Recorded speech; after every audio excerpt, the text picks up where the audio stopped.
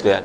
Jadi dalam Islam mengajar kita, kalau kita puji Allah, kita tengok satu benda yang mengagumkan, katalah Masya Allah la quwwata illa billah. Cantiknya jam kau fulan, cantiknya jubah kau, cantiknya facial mask kau, contoh. Ini jenama baru nampaknya.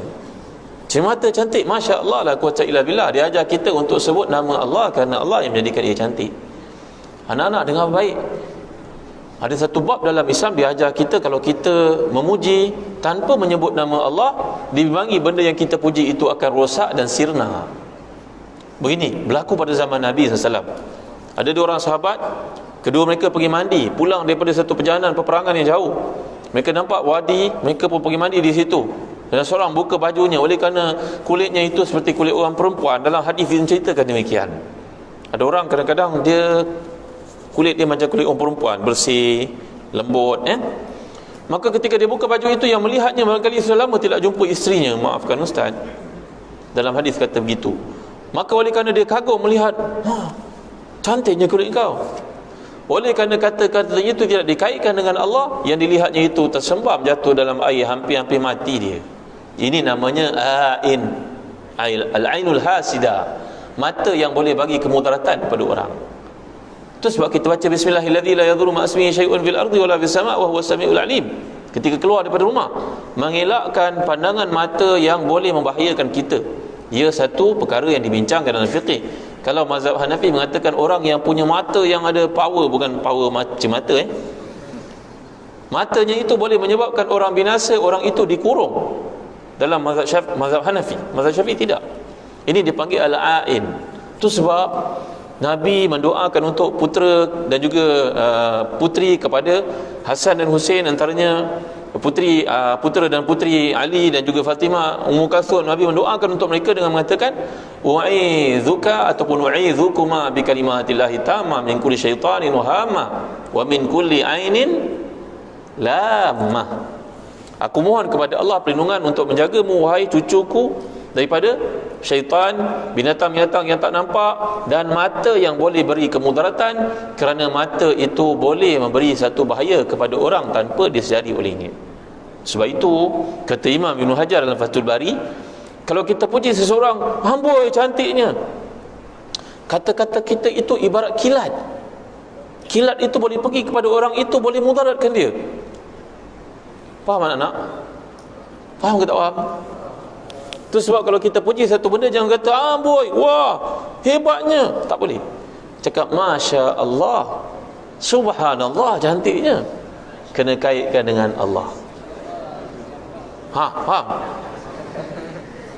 Kalau kita puji orang, tapi di luar sana ada orang jahil yang tidak berpeluang belajar bab ini, maka kita kena protect diri kita, kerana ada orang kat luar sana tak reti nak puji Allah dengan kata-kata seperti itu.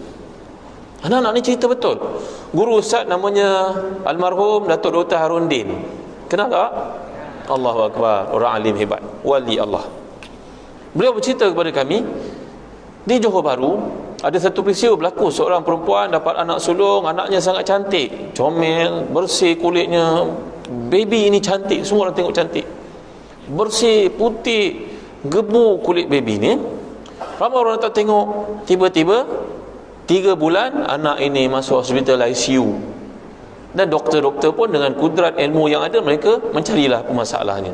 Doktor-doktor kena buat biopsi kan, kena cek, kena itu, orang panggil ambil itu dalam belakang kan, baby kecil macam tu, macam mana nak buat? Ayah ibunya kena turunkan tanda tangan. Ni cerita betul. Maka akhirnya ayah ibu ni berpeluang jumpa dengan Datuk Dr. Harundin. Datuk Dr. Harundin kata, ingat tak orang yang pergi ziarah anak kamu ini ketika lahir? Dulu tak ada ambil catatan, ambil suhu, tak ada kan?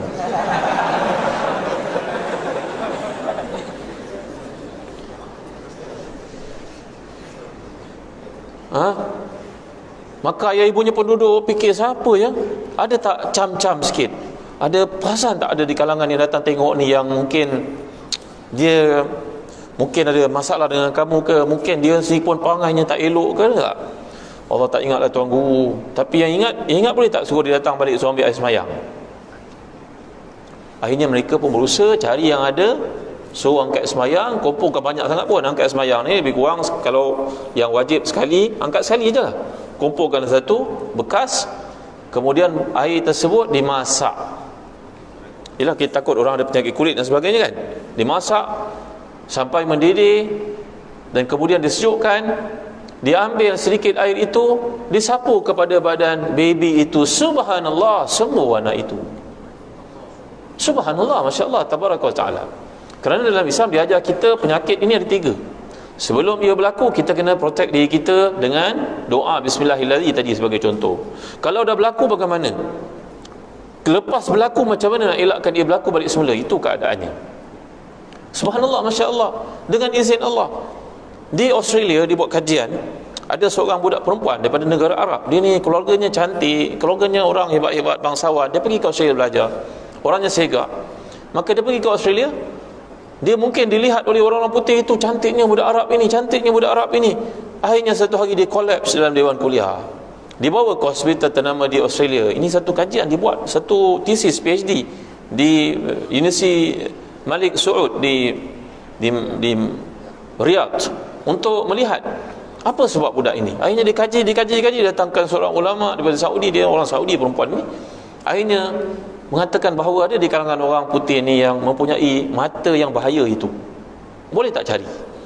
Maka dia tengok jiran-jirannya. Takkan nak suruh orang putih yang kat semayang pula tak?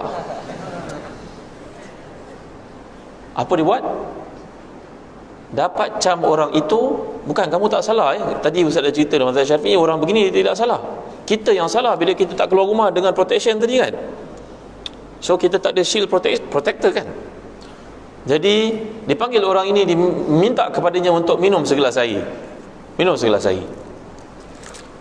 Dan air yang diminum sedikit itu, minum sikit, seteguk, yang lain diambil, dijerus kepada perempuan itu, sembuh ia dengan izin Allah SWT.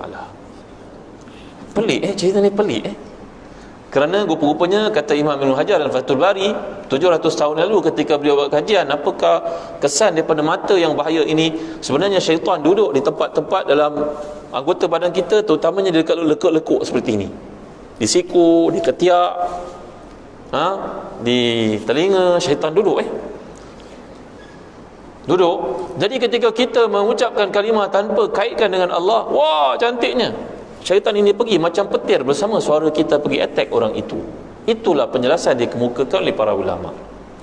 Jadi jangan lupa setiap hari nak keluar baca Bismillahirrahmanirrahim, la yadhurru ma'asmihi syai'un fil ardi wala fis sama' wa huwas samiul alim. Besok kamu jadi orang berjaya, ada klinik sendiri, ada hospital sendiri, ada firm sendiri, ada business house sendiri, pejabat sendiri, letaklah kat pintu masuk, masya-Allah, la quwata illa billah.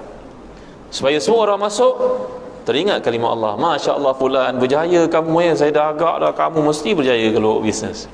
Kan orang cakap gitu kan. Orang kalau kita berjaya dia cakap 2 je. Kalau kita berjaya dia cakap itu. Kalau kita gagal lah, aku dah cakap dah.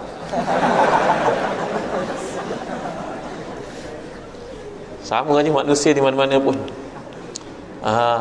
Jadi anak-anak yang rahmati dan dikasihi sekalian, ini satu perkara. Yang kedua yang Allah bawa dalam Quran, kalau kita di posisi orang miskin, jangan gadaikan prinsip untuk berkata yang benar kepada sahabat kita yang kaya yang lalai. Kalau kita jadi orang berjaya, kawanlah dengan orang miskin. Kerana kadang-kadang orang miskin itu berkata dengan ikhlas, membantu kita untuk muhasabah dan baiki diri kita. Ini akan berlaku sentiasa dalam hidup kamu. Betul kan? Jadi perkara ketiga yang Allah bawa dalam surah Kahfi ni,